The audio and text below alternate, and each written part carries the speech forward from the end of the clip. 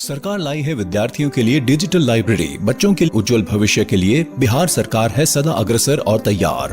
कक्षा 1 से कक्षा 12 तक की सभी पाठ्य पुस्तक पूरक सामग्री एवं वीडियो अब शिक्षा विभाग बिहार सरकार द्वारा विकसित पोर्टल पर है उपलब्ध। अध्ययन सामग्री देखने के लिए BEPCLOTS.bihar.gov.in पर विजिट करें अथवा एंड्रॉइड मोबाइल पर गूगल प्ले स्टोर से E-LOTS ऐप डाउनलोड करें।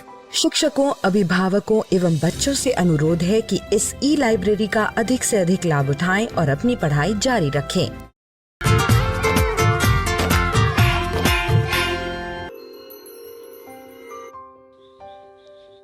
बापू की कहानी, जिसमें हम बात करेंगे महात्मा गांधी के जीवन के बारे में। पिछली बार हमने ये जाना कि दक्षिण अफ्रीका में प्रिटोरिया नामक जगह पर जाते वक्त गोरे लोगों ने यानी कि अंग्रेजों ने ट्रेन में अव्वल दर्जे में बापू को सफर नहीं करने दिया। उनको तो घोड़ा गाड़ी के अंदर भी नहीं बैठने दिया। बापू ने होटल में भी पीछे जाकर के खाना खाया था। बापू यह सब काले गोरे का भेद एक अन्याय की तरह मानते थे। प्रिटोरिया में मोहनदास का परिचय जाने माने हिंदुस्तानी व्यापारियों से होने लगा था। उन्होंने सभी भारतीय लोगों से मिलने की इच्छा जाहिर की। एक व्यापारी के घर हिंदुस्तानियों की सभा बुलाई गई। कई लोग आए। मोहनदास ने पहली बार ठीक से भाषण दिया, जिसके बाद बहुत से लोगों से बातचीत हुई। इस सभा में यह तय हुआ कि कुछ अनपढ़ लोग मोहनदास से अंग्रेजी सीखेंगे। ये कक्षाएं 8 महीने चली। मोहनदास का जीवन सामाजिक बनने लगा। दादा अब्दुल्ला के जिस मुकदमे में मदद देने वे आए थे, वो भी चल रहा था। अनुभवी वकीलों के साथ काम करने से मोहनदास को वकालत समझ आने लगी। दोनों पक्षों में रिश्तेदारी थी। मोहनदास ने उन्हें समझाया कि अदालत में मामला चलता रहा तो जीतने वाले को भी बहुत लाभ नहीं होगा। उन्होंने सुझाया कि दोनों पक्ष अपने भरोसे के लोगों को पंच बना ले और फिर उनका किया समझौता मान ले। पंचों ने फैसला दादा अब्दुल्ला के पक्ष में किया, लेकिन मोहनदास ने उन्हें मनाया कि वे अपने रिश्तेदार को खूब सारा समय दें नुकसान की भरपाई के लिए, ताकि उसके व्यापार का दिवाला न निकल जाए। और फिर इस समझौते से दोनों पक्षों को सम्मान मिला। रिश्तेदारों में आपसी प्यार लौट आया। काम पूरा हो गया था। अब मोहनदास को स्वदेश लौटना था। दादा अब्दुल्ला अब उन्हें बहुत चाहने लगे थे। उन्होंने मोहनदास के सम्मान में एक सामूहिक भोज रखा। उस समय दक्षिण अफ्रीका में हिंदुस्तानियों के खिलाफ एक नया कानून आने वाला था। कुछ लोगों ने अब्दुल्ला सेठ से कहा कि आप गांधी भाई को रोक लीजिए, वो जैसे कहेंगे हम वैसे इस कानून से लड़ेंगे। और फिर देखते ही देखते भोजन सभा एकदम से आंदोलन के कार्यालय में बदल गई। गांधी भाई 1 महीने ही नहीं, 1 साल के लिए नेटाल राज्य में रुक गए। उन्हें 20 व्यापारियों ने मिलकर पेशगी रकम दी और अपना वकील नियुक्त किया। भारतीय राष्ट्रीय कांग्रेस की तर्ज पर मोहनदास ने नेटाल इंडियन कांग्रेस का गठन सन 1894 में किया। हिंदुस्तानियों को कई जुल्म सहने पड़ते थे। रात को बिना पहचान पत्र वो बाहर नहीं निकल सकते थे और चुनाव में भी ज्यादातर भारतीय वोट नहीं डाल सकते थे। पर सबसे बुरे हाल तो अनपढ़ मजदूरों के थे। उनके गोरे मालिक उन्हें गुलामों की तरह रखते थे, जब चाहे पीट देते थे और उन पर नए कर भी लगाए जाते थे। ये मजदूर सन 1860 के बाद तमिलनाडु, आंध्रा और बिहार जैसे राज्यों से गन्ने की खेती के लिए आए थे। इनसे अग्रीमेंट यानी इकरारनामा होता था, इसीलिए ये गिरमिटिया कहलाने लगे। गांधी भाई का नाम सुनकर बाला सुंदरम नाम का एक मजदूर मोहनदास से मदद मांगने के लिए आ गया। उसके गोरे मालिक ने उसे बुरी तरह पीट दिया था और उसके 2 दांत तोड़ दिए थे। उसका इलाज कराकर मोहनदास उसे एक मजिस्ट्रेट के पास ले गए। उसकी मुक्ति हुई। गांधी भाई गिरमिटिया मजदूरों के नेता हो गए। अब मोहनदास की कांग्रेस के साथ तरह तरह के हिंदुस्तानी आ गए थे। अमीर और गरीब, हर धर्म के लोग, मुस्लिम, पारसी, हिंदू, ईसाई और तरह तरह की जुबानें, गुजराती, तमिल, भोजपुरी, तेलुगु, उर्दू और अंग्रेजी भी, क्योंकि अब मोहनदास की दोस्ती कुछ गोरों के साथ भी होने लगी थी। उनका सौम्य और संकोची व्यवहार लोगों का मन जीत लेता था। आज के लिए इतना ही। अगली बार हम देखेंगे कि गांधी जी ने दक्षिण अफ्रीका में अन्याय के खिलाफ और कौन-कौन से काम किए।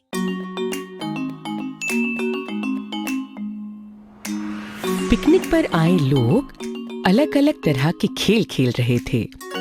कुछ बच्चे गाने गा रहे थे, कुछ पकड़म पकड़ाई खेल रहे थे और कुछ चादर बिछाकर बातचीत कर रहे थे। पुष्पा और पंकज गेंद से पास पास खेल रहे थे। खेलते खेलते पुष्पा के हाथ से गेंद फिसलकर पास ही गुलाब के फूल पर जा लगी। अरे पुष्पा, गुलाब का पौधा कहीं टूट तो नहीं गया? देखते हैं पंकज। नहीं नहीं, पौधा सही सलामत है। पंकज ये देखो, यहाँ गुलाब के अलावा और भी छोटे छोटे फूल के पौधे हैं। ये शाख और झाड़ी प्रकार के पौधों के अच्छे उदाहरण हैं। तभी पिताजी पास आते हैं। अरे वाह पुष्पा, तुम्हें पता है कि गुलाब का पौधा एक झाड़ी है? यह मुझे भी पता है पिताजी। हमें कल की कक्षा में पढ़ाया गया है कि पौधे 4 प्रकार के होते हैं। अच्छा बताओ कौन से? शाख, झाड़ी, वृक्ष एवं लताएं भी 2 प्रकार की होती हैं। विसर्पी लताएं और आरोही लताएं। पिताजी, ये मुझे बताना था। अच्छा पंकज, एक काम करते हैं। पौधों के कुछ प्रकार तुम समझाओ और कुछ मैं समझाती हूँ। ऐसे हम दोनों को पूरी तरह समझ भी आ जाएगा और याद भी रहेगा। ठीक है, मैं शाख से शुरू करता हूँ। देखो, ये जो छोटे पौधे हैं ना, जिनका तना नाजुक होता है, इन्हें शाख कहते हैं। धनिया, पुदीना, मूली, गाजर, शलगम, गेहूं, चावल, सरसों आदि शाखों के अन्य उदाहरण हैं। बहुत अच्छे। मैं एक मजे की बात बताता हूँ। ज्यादातर शाख पौधे छोटे होते हैं, लेकिन केले का पौधा भी एक शाख है और वह काफी बड़ा होता है। अरे वाह, मुझे नहीं पता था कि केले का पौधा भी शाखों में गिना जाता है। अच्छा, अब मैं बताती हूँ झाड़ियों के बारे में। ये पौधे छोटे एवं मध्यम आकार के होते हैं और इनके तने कठोर किंतु पतले होते हैं। इनकी शाखाएं भी जमीन के पास से ही निकलना शुरू कर देती हैं। नींबू, तुलसी, गुलाब और अनार झाड़ियों के कुछ उदाहरण हैं। पौधों का अगला प्रकार है पेड़। इनके तने बेहद कठोर तथा मोटे होते हैं और शाखाएं जमीन से काफी ऊपर उठी होती हैं।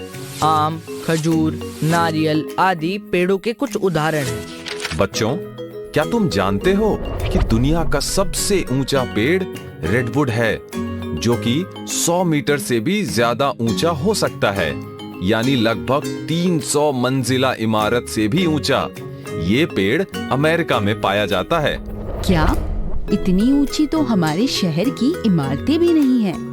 एक तरफ है रेडवुड का पेड़ जो इतना ऊंचा हो जाता है और दूसरी तरफ है विसर्पी लताएं जो जमीन से ऊपर ही नहीं उठती।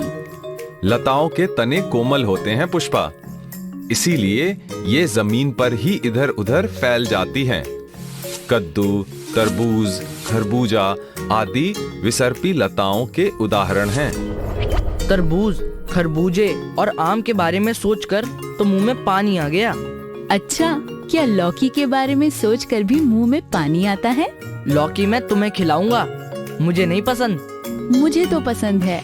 ये पौष्टिक फल जो हम सब्जी की तरह पकाकर खाते हैं, हमें आरोही लताओं से मिलता है। ये लताएं अपने आसपास के पेड़ों, सीढ़ियों या अन्य मजबूत चीजों के सहारे ऊपर चढ़ जाती हैं। अंगूर भी आरोही लता का एक उदाहरण है। ये बताओ तो मैं मान लूंगा कि तुम्हें पौधों के बारे में बहुत कुछ पता है। हाँ, पूछो। दुनिया का सबसे बड़ा फल किस पेड़ में लगता है? अरे ये तो मैंने कभी सोचा ही नहीं। लताओं के बारे में बात हो रही है तो तरबूज ही होगा। तरबूज? क्या आपको पता है? सही कहा। कटहल का फल सभी फलों से बड़ा होता है और कटहल के पेड़ पे लगता है। पता है, कटहल का एक फल 50 किलो तक का भी हो सकता है। पुष्पा, जो लोग ये वीडियो देख रहे हैं उन्हें तुमसे ज्यादा पता है। आज तो मजा आ गया और ये भी पता चला कि मेरे दोनों बच्चे बहुत होशियार हैं। अब अंधेरा होने लगा है, घर चलने की तैयारी करो। अरे कितना मजा आ रहा था। कोई बात नहीं, कल शाम सुंदर अंकल के बागीचे में चलते हैं। हाँ पुष्पा, पक्का चलेंगे, क्योंकि अभी तो हमें पौधों के तनों, फूलों और उनकी जड़ों आदि पर भी चर्चा करनी है। चलो बच्चों, देर हो रही है। हाँ पिताजी, चलते हैं। कल पार्क में पौधों के प्रकारों के बारे में चर्चा करने के बाद आज शाम को पुष्पा और पंकज सुंदर अंकल के बगीचे में मिलते हैं। सुंदर अंकल को पौधों से अत्यधिक लगाव है और वह पौधों के बारे में अच्छी खासी जानकारी रखते हैं। अभी वह अपने पौधों की देखभाल में लगे हुए हैं। नमस्ते सुंदर अंकल। नमस्ते बच्चों, आज यहाँ कैसे आना हुआ? अंकल, हमारे विज्ञान की पुस्तक में पौधों पर एक अध्याय है। क्या हम उसके बारे में आपके बगीचे में चर्चा कर सकते हैं? हाँ बच्चों, क्यों नहीं। मेरी सहायता की जरूरत हो तो बताना। शुक्रिया अंकल। पंकज, कल हमने पौधों के प्रकारों पर चर्चा की थी, अब उनके भागों पर चर्चा करते हैं। ये तो बहुत आसान है पुष्पा। पौधों के मुख्य भाग इनके तने, पत्तियां, जड़ें एवं फूल होते हैं। बिल्कुल ठीक। याद है, पौधों के प्रकारों की चर्चा करते समय हमने देखा था कि पौधों के हर प्रकार के तने अलग तरह के होते हैं। हाँ, पंकज, तना ही वह भाग है जो पौधों की ऊपरी संरचना को सहारा देता है। तने पानी और मिट्टी में विलीन खनिज पदार्थ पेड़ पौधों की शाखों से होते हुए पत्तियों तक पहुंचाते हैं और पत्तियों में प्रकाश संश्लेषण से बना भोजन पौधे के विभिन्न भागों तक पहुंचता है। पत्तियों द्वारा भोजन बनाना शायद पौधे का सबसे महत्वपूर्ण कार्य है। तुम तो भोजन का ख्याल आते ही खुश हो जाते हो। अच्छा, वैसे पत्तियां एक और महत्वपूर्ण कार्य करती हैं, जिसे वाष्पोत्सर्जन कहते हैं। इसका मतलब है कि पौधे में जो अतिरिक्त जल होता है, पत्तियों की फलक या सतह से भाप बनकर उड़ जाता है। अगर मैं सही हूँ तो फलक पत्ती के चपटे हरे भाग को कहते हैं। बिल्कुल ठीक। देखो, पत्ती के मध्य में जो ये हल्की कठोर रेखा जैसी संरचना है, इसको मध्य शिरा कहते हैं और इसके आसपास ये अन्य शिराएं हैं। शिराओं द्वारा बनाई गई इस जाली जैसी संरचना को शिरा विन्यास यानी रेटिकुलर वेन कहते हैं। अरे, हमारे घर में पानी का संचालन भी तो ऐसे ही होता है। पानी की टंकी से जो पाइप निकलता है वो सबसे चौड़ा होता है, जो फिर अन्य छोटे पाइपों में बांटता हुआ बाथरूम, किचन और बेसिन आदि में आता है।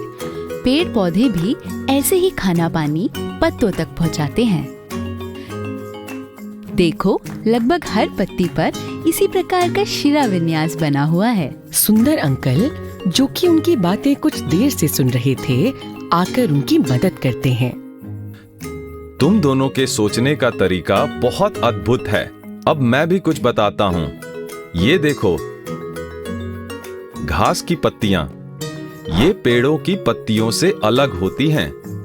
ये पतली लेकिन लंबी पत्तियां हैं और इनका शिरा विन्यास समांतर है।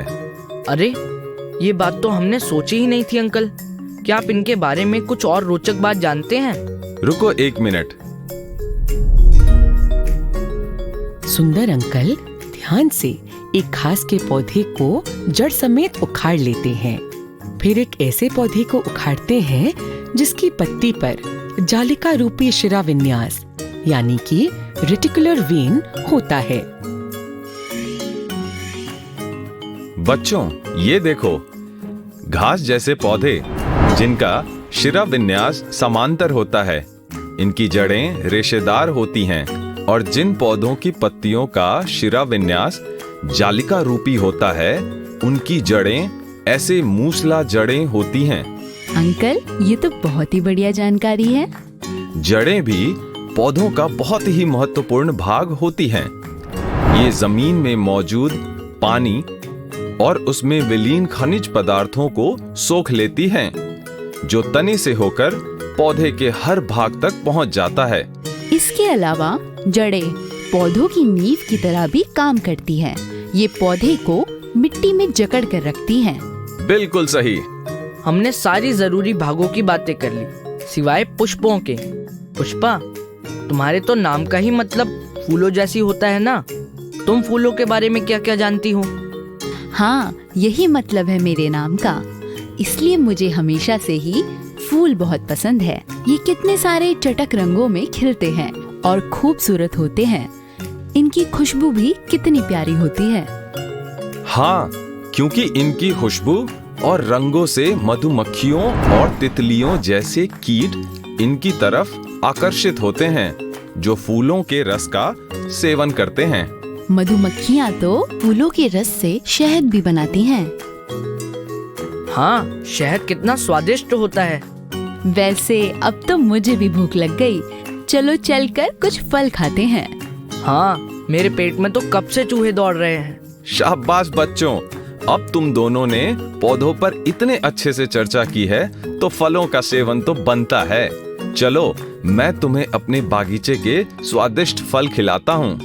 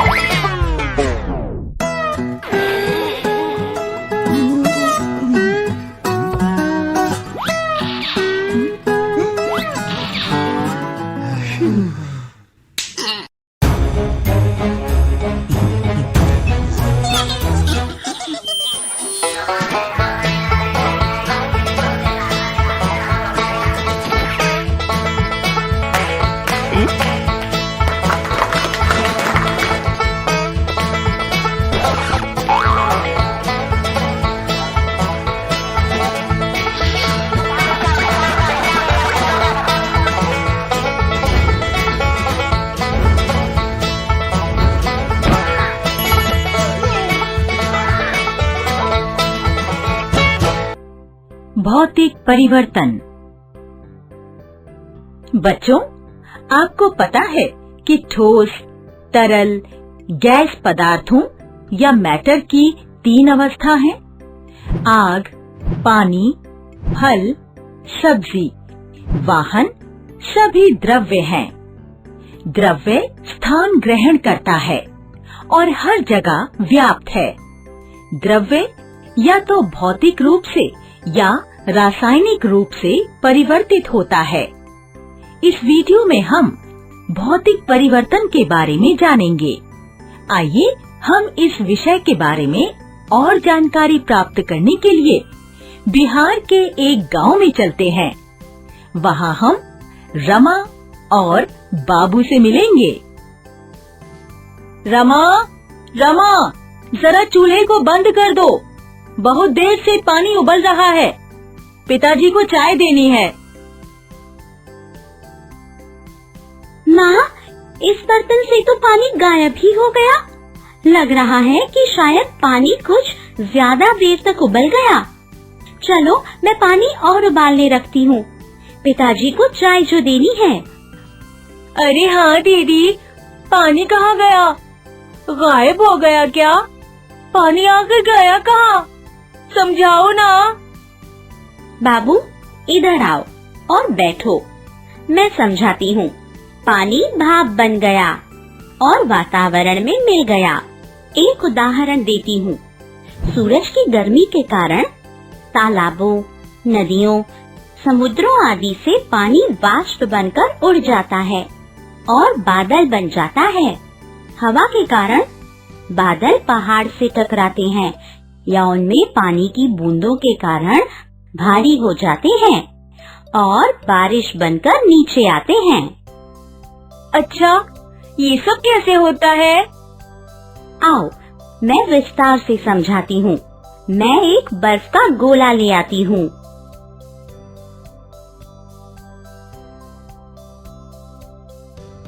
बच्चों, एक प्रयोग करते हैं। आप एक चॉक का टुकड़ा लें और इसे पाउडर बना लें। फिर पूरे पाउडर को इकट्ठा करें, थोड़ा पानी डालें और इसे चॉक के आकार में बेलकर सूखने दें। क्या आप पूरे चॉक के टुकड़े को वापस पा सकते हैं? दीदी, इस बर्फ के गोले से क्या करोगी? ये तो पिघल रहा है। ये तो अभी पानी बन जाएगा। हाँ, तुमने सही कहा। यह बर्फ पिघलकर पानी बन जाएगी। इसे भौतिक परिवर्तन कहते हैं। यदि तुम इसी पानी को फिर से जमाते हो तो यह बर्फ बन जाएगा। क्या इसका मतलब है कि ये परिवर्तन उल्टा हो सकता है? हाँ, तुम सही कह रहे हो। भौतिक परिवर्तन परिवर्ती है। जब कुछ समय पहले पानी पूरा उबल गया था, वह भाप बन गया। अगर हम उस बर्तन पर ढक्कन रख दें, पानी की बूंदें उस पर जम जाएंगी और वह भाप फिर से पानी बन जाएगा। ये दिलचस्प है।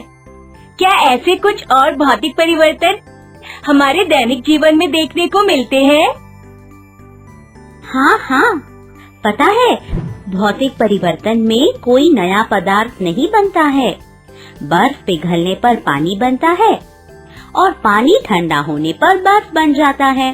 क्या तुम ऐसे परिवर्तन का एक और उदाहरण दे सकते हो? मुझे सोचने दो।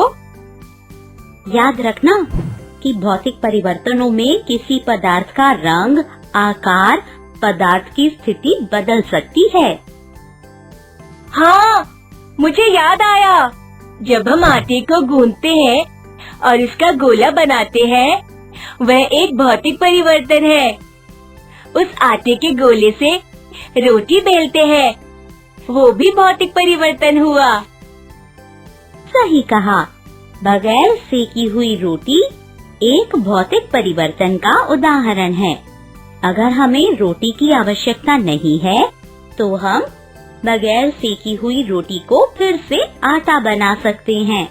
थोड़ी सी पिसी हुई चीनी को पानी में घोलने से क्या होता है? वह घुल जाती है। ये भौतिक परिवर्तन होता है। इससे कुछ नया पदार्थ नहीं बनता है। अगर कागज फट जाता है और कई हिस्सों में बंट जाता है, परिवर्तन जरूर होता है, लेकिन द्रव्यमान में कोई बदलाव नहीं होता। यदि हम सभी फटे हुए कागजों के टुकड़ों को जोड़ेंगे, तो उनका द्रव्यमान मूल कागज के समान होगा। काफी मिश्रण भौतिक परिवर्तन के उदाहरण हैं। जैसे पानी में नमक मिलाने से वह एक मिश्रण बनता है और वह ठंडा होने पर नमक और पानी अलग अलग हो जाता है। अरे वाह, तुम्हें तो जल्दी समझ आ गया। भौतिक परिवर्तन ज्यादातर अस्थायी होते हैं। ऐसे हम कई भौतिक परिवर्तनों को हर दिन देखते हैं। दीदी, एक मजेदार बात बताऊं? जब मेरे बाल बढ़ जाते हैं, तब मैं नाई के पास जाकर बाल कटवाता हूँ। यह भी भौतिक परिवर्तन है। मेरे बाल छोटे हो जाते हैं और समय के साथ बाल वापस बढ़ जाते हैं।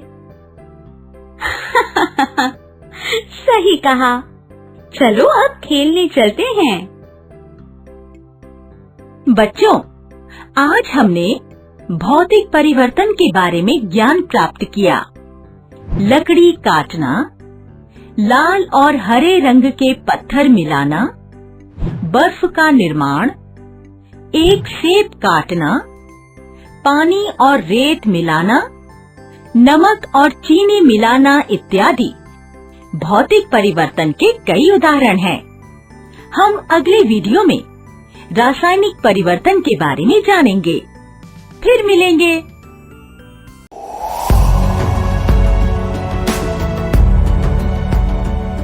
छठी से 10वीं कक्षा के विद्यार्थी ध्यान से सुने। खास आपके लिए हैं इंस्पायर अवार्ड्स मानक।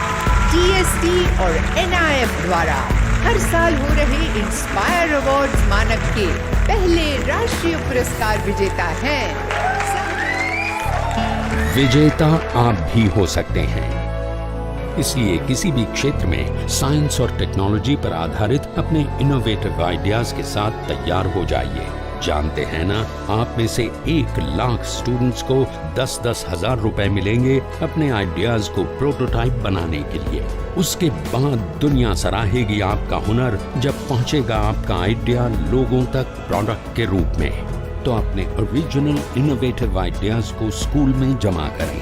बेस्ट आइडियाज आगे बढ़ाए जाएंगे ऑफिशियल वेबसाइट पर, और हाँ, जल्दी आज ही जमा करें। So good luck with inspire awards मानक।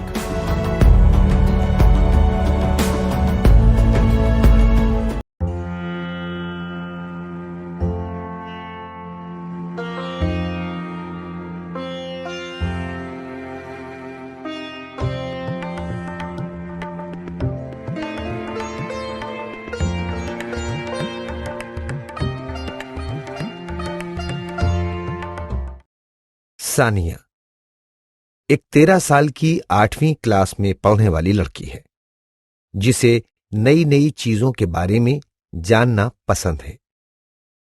कबीर, सानिया का बड़ा भाई, जिसकी उम्र 14 साल है, वो 9वीं क्लास में पढ़ता है और सानिया को नई नई चीजें समझने में मदद करता है। मम्मी जी, सानिया की मम्मी, जिनकी उम्र लगभग 40 साल है, जो कि शहर में रहती हैं, वो सानिया को नई चीजें खोजने, जानने में मदद करती हैं। चाचा जी एक किसान हैं, उम्र 40 वर्ष। चाचा जी लगभग सभी चीजों की समझ बनाने में सानिया की मदद कर रहे हैं। दोस्तों, कैसे हो आप? आज हम सब, मम्मी, मैं, चाचा जी, भैया, मेरी मौसी के घर आए हुए हैं, झारखंड में। देखो यहाँ सब कितना हरा भरा है। मम्मी, देखो यहाँ कितना अच्छा लग रहा है। यहाँ कितने सारे पेड़ हैं। हमारे घर के पास तो बहुत ही कम पेड़ पौधे नजर आते हैं। मैं यहां पहले बहुत बार आया हूं, कई दिनों तक रहा हूं। तब तो यहां बहुत हरियाली हुआ करती थी। अब तो काफी पेड़ पौधों को काटकर दुकान और मकान बना दिए हैं। हाँ, पहले हमारे घर के पास भी बहुत से पेड़ हुआ करते थे। धीरे धीरे वो सब गायब हो गए हैं। पहले वहां कितनी सारी चिड़िया दिखती थी, लेकिन अब शायद ही कुछ पक्षी दिखते हैं, है ना? जब पेड़ पौधे ही नहीं तो पक्षी कैसे रहेंगे? चाचा जी के गांव में पेड़ पौधे हैं, तो वहां इतने पक्षी भी दिखते हैं। मुझे डर है, अगर यहाँ भी इसी तरह पेड़ों को काटते रहे तो कहीं यहाँ के जंगल पूरी तरह बर्बाद न हो जाएं। वैसे ये तो बहुत गलत बात है ना दोस्तों? कभी फर्नीचर बनाने के लिए, घर बनाने के लिए, तो कभी ईंधन के लिए हम अपनी जरूरतों के लिए लगातार पेड़ों को काटते जा रहे हैं। आप इस बारे में क्या सोचते हैं? तुम्हें पता है, कई बार जंगलों में आग भी लग जाती है। कभी बाढ़, भूकंप जैसी आपदा से जंगल बर्बाद हो जाते हैं। इसका मतलब प्राकृतिक कारणों से भी जंगलों की बर्बादी होती है ना? सानिया, तुम जानती हो ना कि जंगलों के विनाश से क्या-क्या समस्याएं हो सकती हैं? पौधों के बिना ऑक्सीजन की मात्रा कम होगी और हमारा श्वास लेना भी मुश्किल हो जाएगा। वायु प्रदूषण भी बहुत बढ़ जाएगा। बिल्कुल सही। पेड़ों की कटाई से हवा में कार्बन डाइऑक्साइड बहुत बढ़ जाएगी। तुम्हें पता है ना, इसके बहुत अधिक बढ़ जाने से क्या होगा? क्या होगा भैया? तुमने पढ़ा होगा कि पौधे अपना भोजन कैसे बनाते हैं। चलो देखते हैं कि तुम्हें उसके बारे में क्या-क्या याद है। तो बताओ, पौधे को अपना भोजन बनाने के लिए कौन सी गैस की जरूरत होती है? कार्बन डाइऑक्साइड की जरूरत होती है। शाबाश सानिया। अब सोचो कि अगर इस कार्बन डाइऑक्साइड का इस्तेमाल करने वाले पेड़ ही नहीं रहे तो क्या होगा? कार्बन डाइऑक्साइड की मात्रा बढ़ती चली जाएगी। हाँ, और इसकी मात्रा बढ़ने से पृथ्वी का तापमान भी बढ़ता जा रहा है। ओह, अच्छा, ये तो विश्व उष्णन यानी ग्लोबल वार्मिंग वाली बात है ना भैया? मैंने इसके बारे में पढ़ा था। हाँ, सही कहा। चाचा जी, आपने गांव में फसल के बारे में बताया था कि पौधों की जड़ें भूमि से जल सोखती हैं। पेड़ नहीं होंगे तो जमीन के नीचे मिट्टी में नमी नहीं रहेगी। इससे तो आपको बहुत समस्या होती होगी, है ना? बिल्कुल। इससे मिट्टी का उपजाऊपन खत्म हो जाता है, क्योंकि भूमि में जल बहुत ही कम हो जाता है। आओ मैं तुम्हें दिखाता हूं। यह है मिट्टी। इसमें कोई पेड़ पौधा नहीं। ये इस मिट्टी में ये पौधे लगे हैं। अब तुम दोनों बारी बारी से तेजी से पानी डालकर देखो क्या होता है।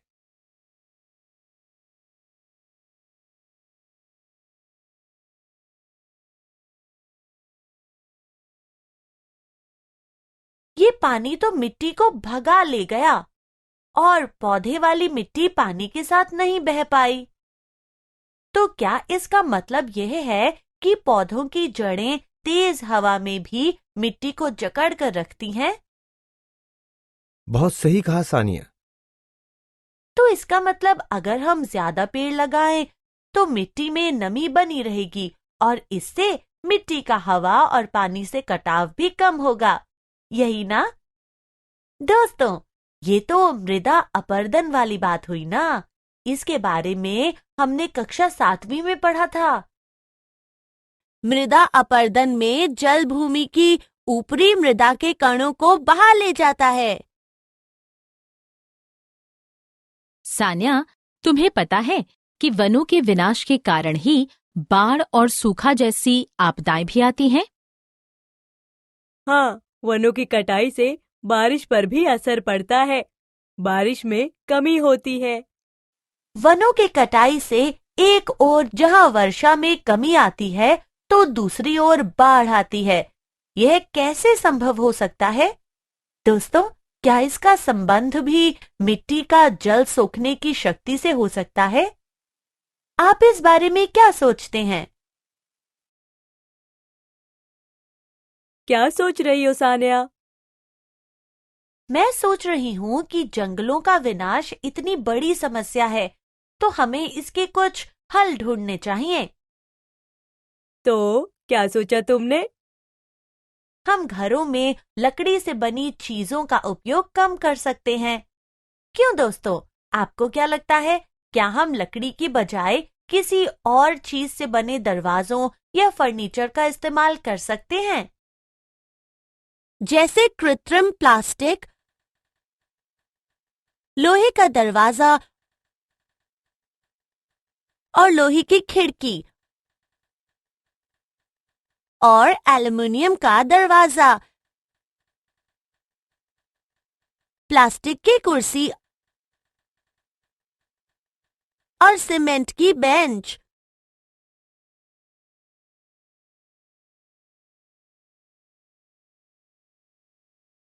तुम जानती हो कागज भी पेड़ों को काट कर ही बनते हैं। फिर तो मैं कागज की बचत जरूर करूंगी। भैया, क्यों ना हम कागजों का दोबारा इस्तेमाल करें? कागज की लुगदी से अलग अलग चीजें बनाई जा सकती हैं। अच्छी बात है, हम अपने घर में भी यह करेंगे। लेकिन सिर्फ ऐसा करने से ही पेड़ों की रक्षा तो नहीं हो सकती। बाकी चीजों के लिए तो लोग वनों को काटेंगे ही। इसका तो एक ही हल हो सकता है कि हम जितने पेड़ों को काटते हैं उससे अधिक नए पेड़ों को लगाते रहें। आप क्या सोचते हैं भैया? तुम्हारी बात बिल्कुल सही है। हम इन बातों का ध्यान रख सकते हैं। हमें भी अपने घरों के पास पेड़ लगाना चाहिए। यदि ईंधन के लिए पेड़ की लकड़ी का इस्तेमाल करना है तो डाल कटाई इस तरह से हो कि पेड़ पूरी तरह से नष्ट ना हो। स्थानीय रूप से वैकल्पिक ईंधन के विषय में जानकारी इकट्ठा करके लोगों में जागरूकता फैलाना। सड़कों के किनारे पेड़ों की जड़ों की सुरक्षा के लिए तत्पर रहना। पेड़ के तने के आसपास सीमेंट का उपयोग करके पक्का करने से होने वाली हानि के बारे में जागरूकता फैलाना। स्कूल के आसपास के पेड़ों के स्वास्थ्य पर ध्यान देना। सारांश। आज हमने जाना वनों के विनाश और इसके कारणों के बारे में। इंसान की जरूरतों की चीजों के लिए प्राकृतिक आपदाओं के कारण वनों के विनाश के खतरनाक प्रभाव जैसे प्रदूषण बढ़ना, मिट्टी का उपजाऊपन कम होना, तापमान, गर्मी बढ़ना, बाढ़, सूखा के बारे में। वनों की सुरक्षा के उपाय जैसे कागज, लकड़ी का दोबारा प्रयोग करना, दोबारा नए वृक्ष लगाना।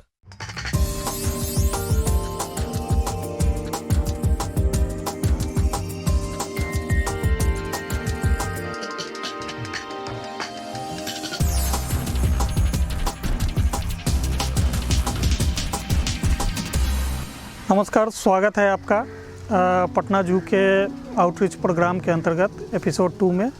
आज जिस इनक्लोजर का हम जिक्र करने जा रहे हैं वो एवियरी केज है। जैसा कि आप जानते हैं कि पटना जू भारत के एक लार्ज कैटेगरी जूज में से एक जू है और जो हमारा ये एवियरी है इसमें हमने लगभग 8 से 10 वैरायटी के अलग अलग तरह के बर्ड्स को रखा है, फिजेंट्स को रखा है। और जो मेन बर्ड्स हैं कि रोजी पेलिकन है, मलाड है, बार्ड हेडेड गूज है, ब्राह्मणी डक है। इसके अलावा फिजेंट्स को भी silver pheasant, peafowl, lesser adjutant, इन सभी को रखा गया है जो अपने प्राकृतिक अधिवास जैसा यहाँ पे अनुभव करते हैं।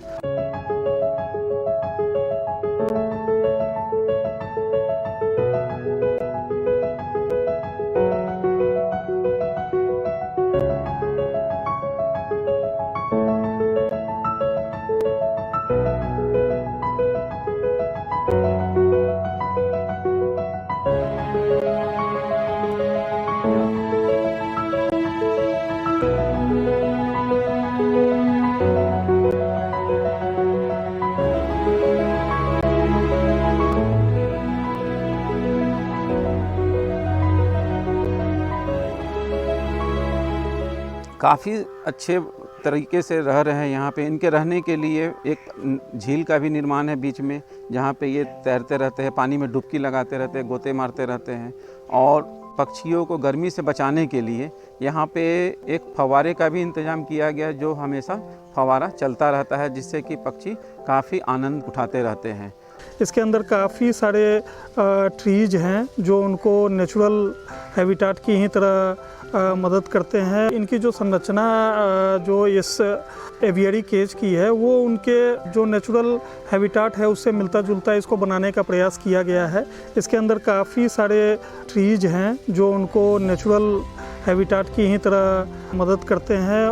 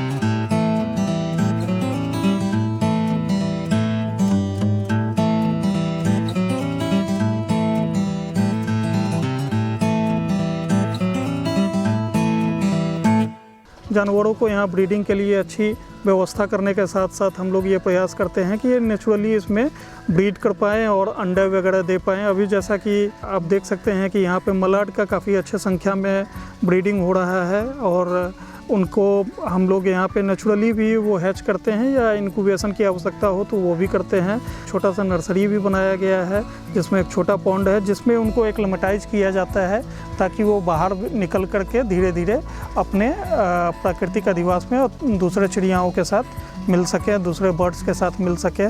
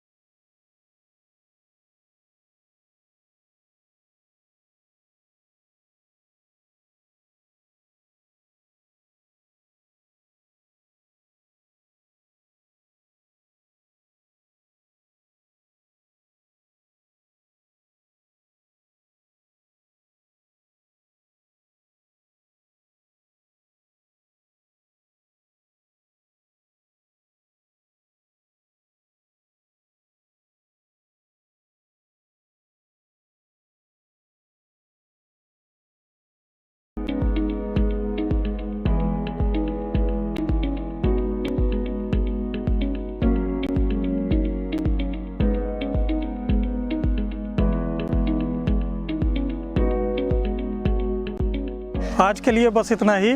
कल फिर मुलाकात होगी एक नए जानवर, एक नए इनक्लोजर के साथ। नमस्कार।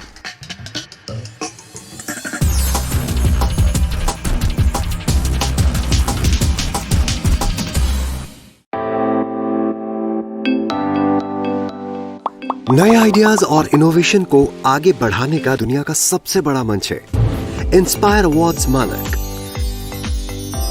जहां कक्षा 6 से 10 तक के छात्र साइंस और टेक्नोलॉजी से संबंधित अपने आइडियाज और इनोवेशन को देश दुनिया तक पहुंचाने का मौका पा सकते हैं। स्कूल के माध्यम से जल्द अपने आइडिया को इंस्पायर अवार्ड मानक के वेब पोर्टल पर जमा करवाएं और अपने इनोवेटिव यात्रा की शुरुआत करें।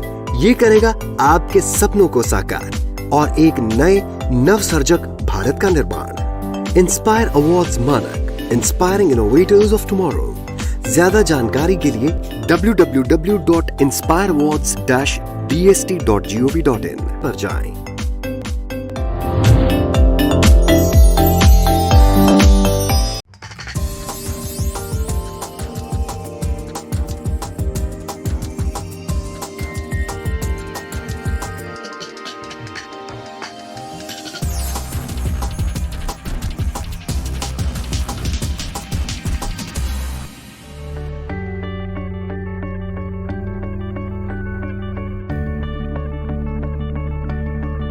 संजय गांधी जैविक उद्यान के जू आउटरीच प्रोग्राम में आज हम सांभर हिरण और शंघाई हिरण के पास चलेंगे। सांभर हिरण एक स्तनधारी जीव है जो कि भारत के लगभग सभी जंगलों में मिलता है। बड़ी बड़ी आंखें, सुंदर खाल और शाखा जैसी सींग इसे बेहद खूबसूरती प्रदान करती है।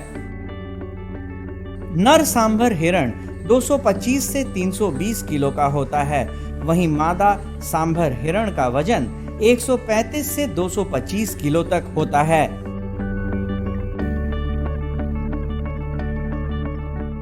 सांभर हिरण की टांगे बेहद मजबूत होती हैं, जिस कारण ये काफी तेज रफ्तार से दौड़ते हैं।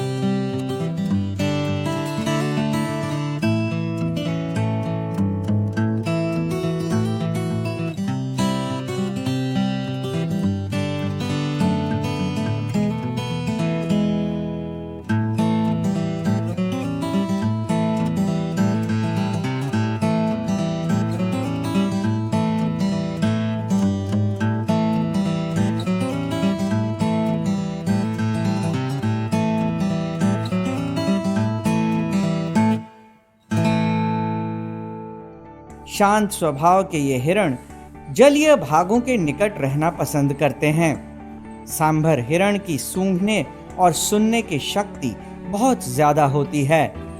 वो हल्की सी आहट को भी पहचान लेते हैं। हिरण पूर्ण रूप से शाकाहारी पशु है, जो केवल घास, पत्ते और पौधे खाता है। इनका गर्भकाल 240 दिनों का होता है और ये एक बार में एक बच्चे को जन्म देते हैं।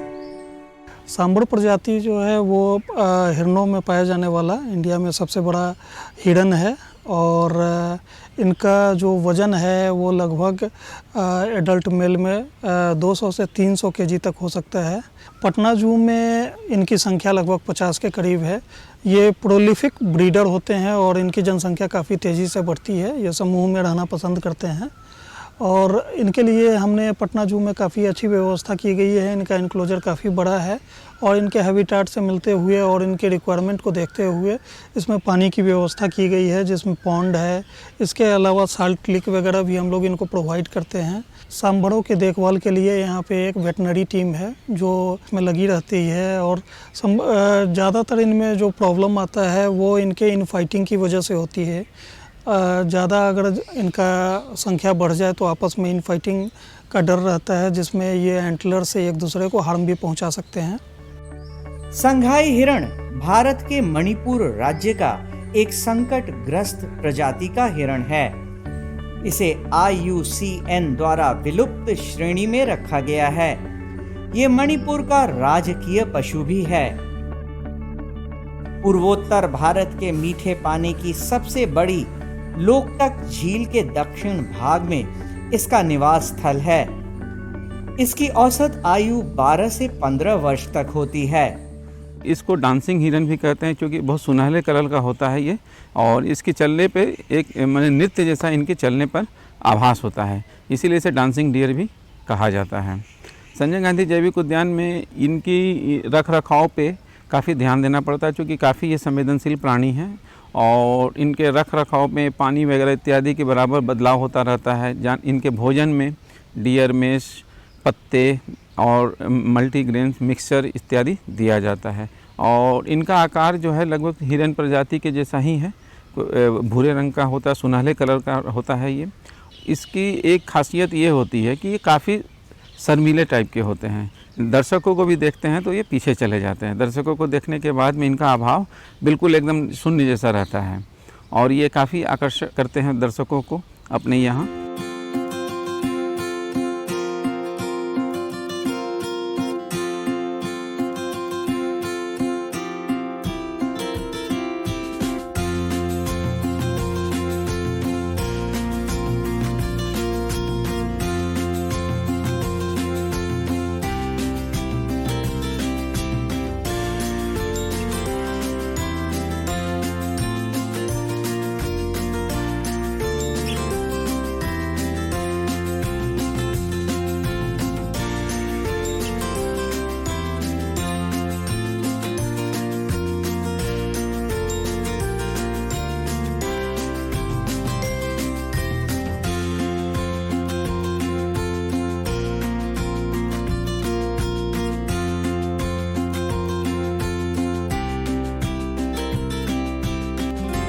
संघाई हिरण का गर्भकाल 240 दिनों का होता है और एक बार में एक बच्चे को जन्म देते हैं। आज के लिए बस इतना ही। कल फिर मिलेंगे एक नए एनक्लोजर में। तब तक के लिए नमस्कार।